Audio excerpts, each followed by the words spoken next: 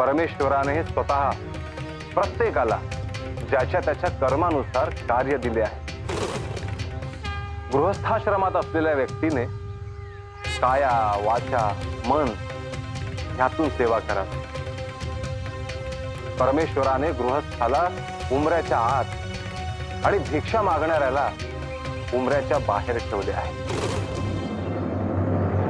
देणारा दाता नव्हे की घेणारा याचक नव्हे, ही परमनियतीने केलेली योजना आहे। उमऱ्याच्या आत असलेल्याने गर्व करू नये, कारण जी परमनियती तुम्हाला दाता बनवू शकते तीच तुम्हाला याचकही बनवू शकते।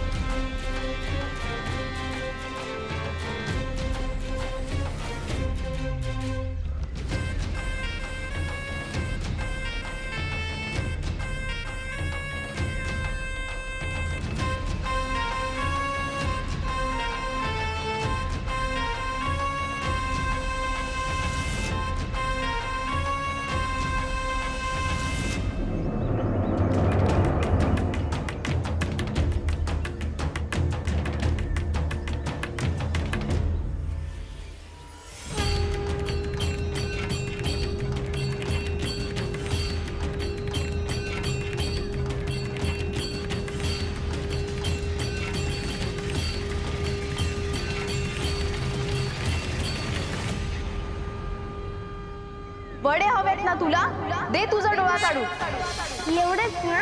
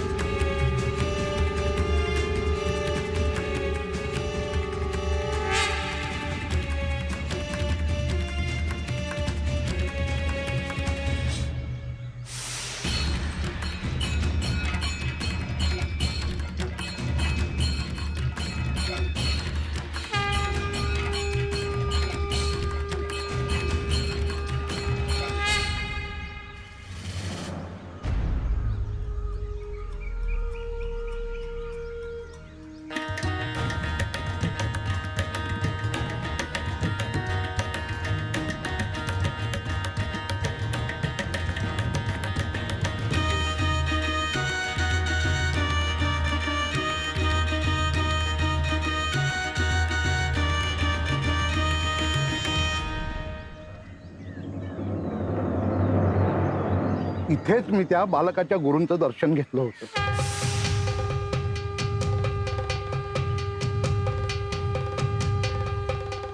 नमस्कार गुरुदेव। शुभम भवतु। कनकगिरी गावातच माझं घर आहे। गावात कोणी सत्पुरुष आले तर त्यांचा आधारात इथे करायचा यथाशक्ती प्रयत्न करतो। आपल्यासारखी सज्जन मंडळी अजूनही आहेत, म्हणून भिक्षेची परंपरा जिवंत आहे। भिक्षेमागे जो विचार आहे तो सगळ्यांना समजतोच असे नाही, परंतु तो आपण समजून घेता हे महत्त्वाचे आहे। गुरुवर, आपल्यासारख्या संतांमुळे पापपुण्याचं संतुलन बिघडत नाही। एका अर्थी आपण पुण्याचा साठा वाढवून प्रजेवरती उपकारच करत आहात। आपल्या भेटीचा योग आला, आता मी तुम्हाला विनमुख पाठवणार नाही। ह्या ध्वनीतली विभूती आपण स्वतः लावून घ्या, तुमचे रक्षण होईल। जशी आज्ञा करू।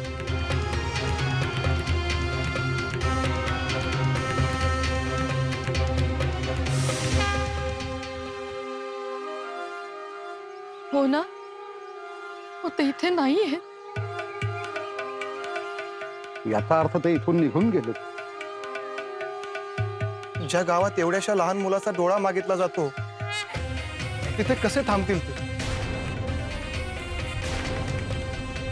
मला वाईट याचंच वाटतंय, त्या बालकांची आणि गुरूंची गाठभेट नाही होणार आता।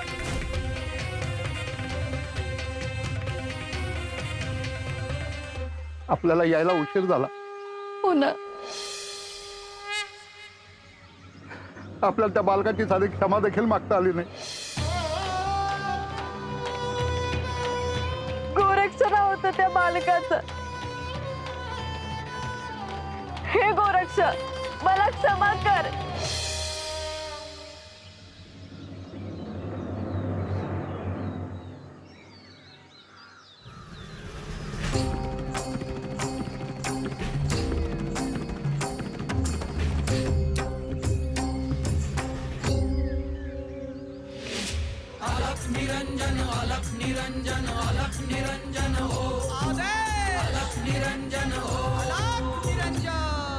मी इथून पुढे जाऊन पाहून येतो. वेळ निघून गेली केशव. आता आपण निघूया. त्या बालकाचं काय झालं असेल ते त्या महादेवालाच ठाऊक.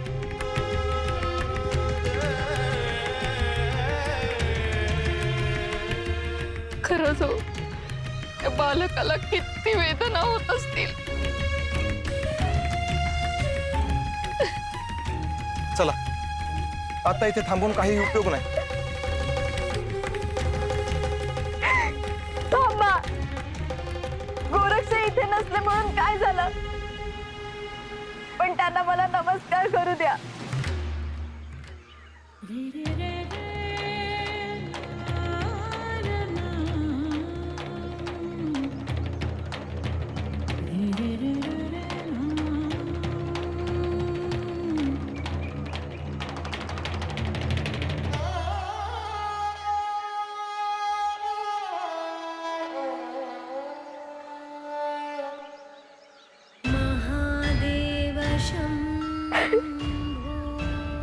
गोरक्ष, मी इतकी वाईट आणि कठोर नाहीये रे.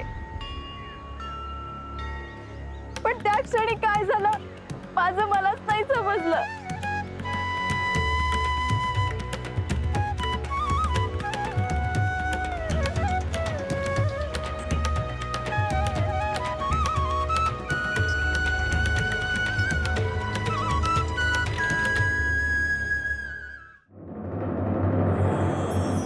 गुरुदेव, एक विचारू?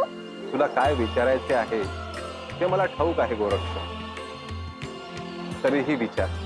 मी जो डोळा काढला तो बरा कसा केला? मी तो मंत्रशक्तीने पुन्हा पहिल्यासारखा केला. ही मंत्रशक्ती तुम्ही कुठून शिकलात?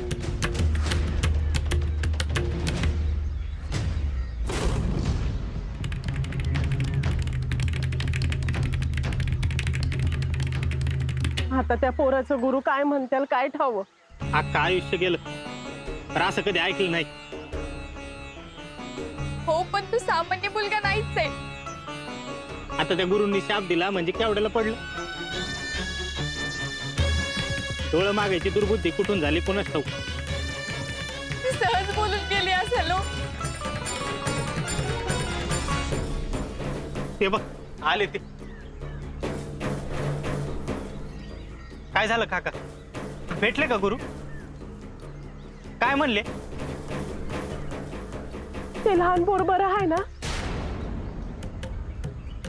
नाही मधू, आम्ही त्याला खूप शोधलं पण ते कुठेच दिसलं नाहीत. गाव सोडून गेले वाटतं.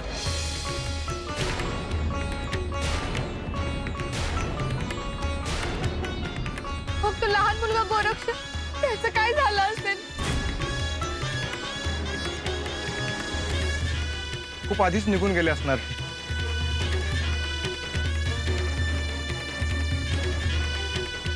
काका, आता व काय करायचं? बैलगाडी जोडू का? पाहिजे तर जाऊन येऊ, हुडकून बघू.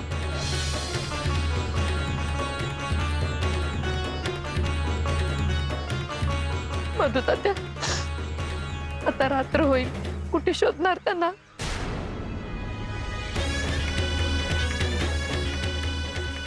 जे घडायचं ते घडून गेलं. पापक्षालन करण्याशिवाय आपल्या हातात काय आहे?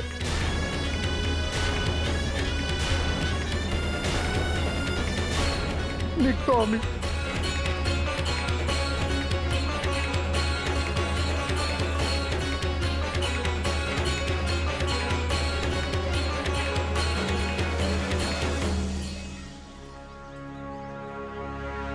बघू तात्या, मी पण जाते आता.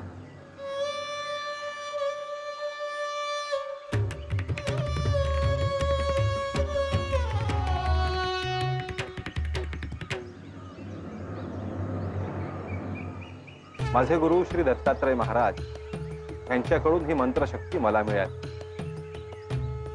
तसेच श्री महादेवांच्या आशीर्वादाने ही मंत्रशक्ती सिद्ध झाली. म्हणजे तुम्ही कोणालाही बरे करू शकतात ना? अर्थात. परंतु हे मंत्र व्यक्तिगत लाभासाठी वापरता येत नाहीत गोरक्ष. जीवसृष्टीच्या कल्याणासाठी आणि केवळ सत्कार्यासाठी याचा उपयोग केला जातो. म्हणजे तुम्ही निर्जीव गोष्टीलाही सजीव करू शकतात, हो ना? हो, निश्चितच.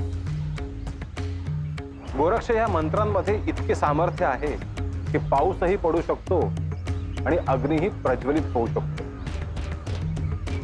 साक्षात पंचमहाभूत आज्ञा पाळायला तयार असतात. तसेच जे मृत आहे तेही संजीवन होऊ शकते. असे असेल तर मलाही मंत्रशक्ती शिकायची आहे. गोरक्ष, नाथपंथात प्रवेश होऊन मी तुला शिष्य म्हणून स्वीकारले आहे. त्या अर्थी निश्चितच ही मंत्रशक्ती मी तुला शिकवेन. मग तुम्ही मला ही मंत्रशक्ती कधी शिकवाल? इथून निघाल्यानंतर आधी मी तुला शस्त्रविद्या शिकवेन आणि नंतर मंत्रशक्तीचा प्रभाव काय आहे तेही शिकवेन. तुम्ही मला काय शिकवणार आहात याची मला उत्सुकता आहे.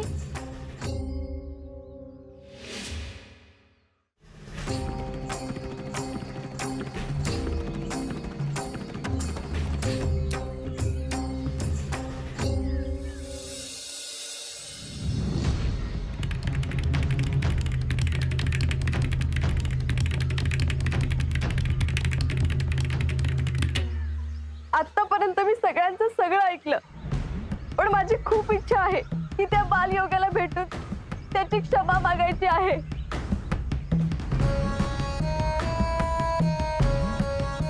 हे बघ, अष्टदिशांना भ्रमण करणारे योगी येत होते.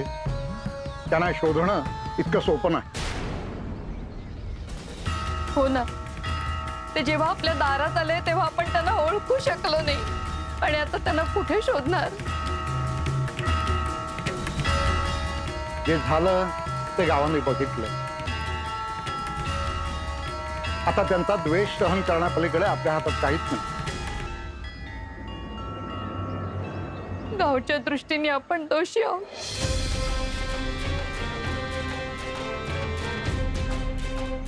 पण सुनबाई, तू नको, तू हट्ट नको करूस. झालं ते झालं. आता आपण पूजेचं सगळं आवरून घेऊ. चला. हो, चल.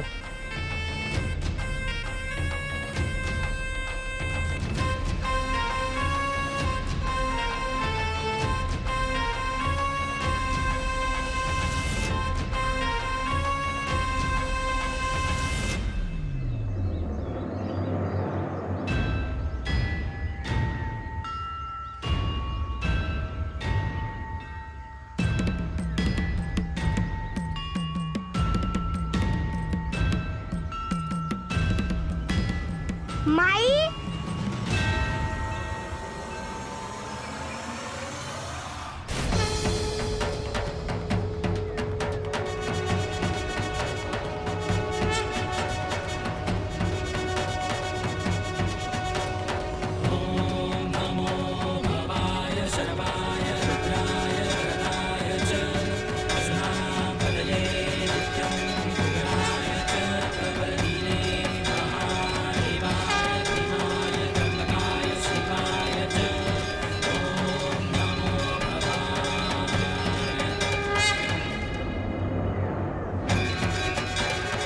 मी आणि माझ्या गुरूंनी तुला क्षमा केली आहे.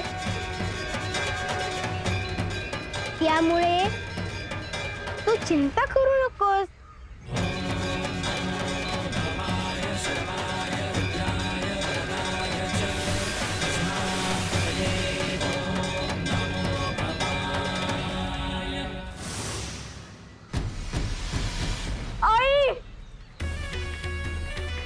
आई मिळाली. काय ग काय झालं? अहो आई, मी प्रत्यक्ष गोरक्षाला पाहिले. कसं शक्य आहे ते इथे कुठेच दिसत नाहीयेत. सुनबाई, तुला काहीतरी भास झाला असेल. नाही नाही, मी खरंच प्रत्यक्ष गोरक्षाला पाहिले.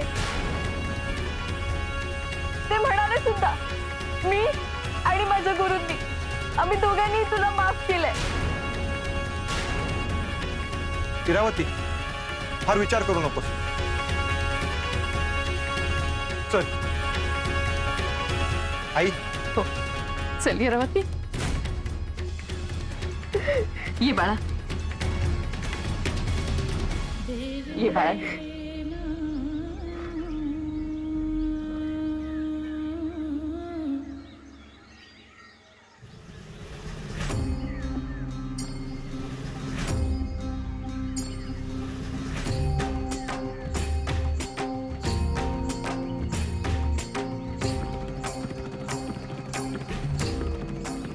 गुरुदेव,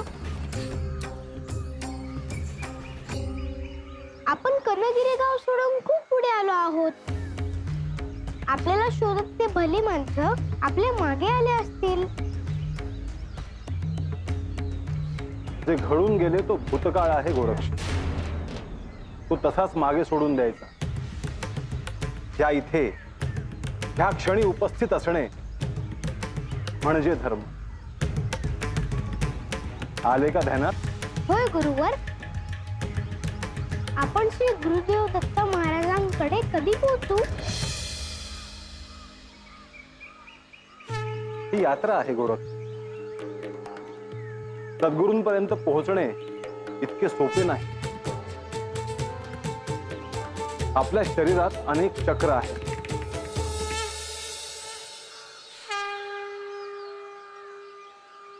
ह्या इथे मूलाधार चक्र आहे. आपण एक एक चक्र पार करत आज्ञा चक्रापर्यंत पोहोचतो. तिथे सद्गुरूंची भेट होते.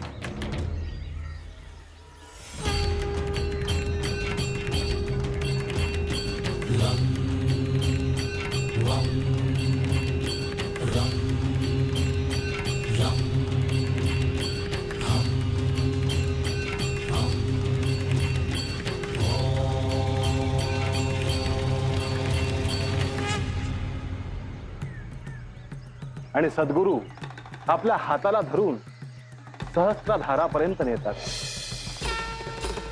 जिथे आदिशक्तीचे दर्शन होते.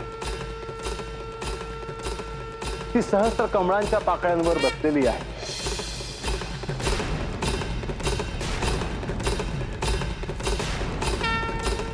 ऐकतो आहेस ना गोरक्ष? होय गुरुवर. म्हणजे आपली यात्रा ही अशीच आहे ना? अगदी योग्य बोललास. म्हणजे मी जे सांगतो आहे ते तुला समजले आहे. आपण काही अंतर चालू आणि मग विश्राम करू. होय गुरुवर.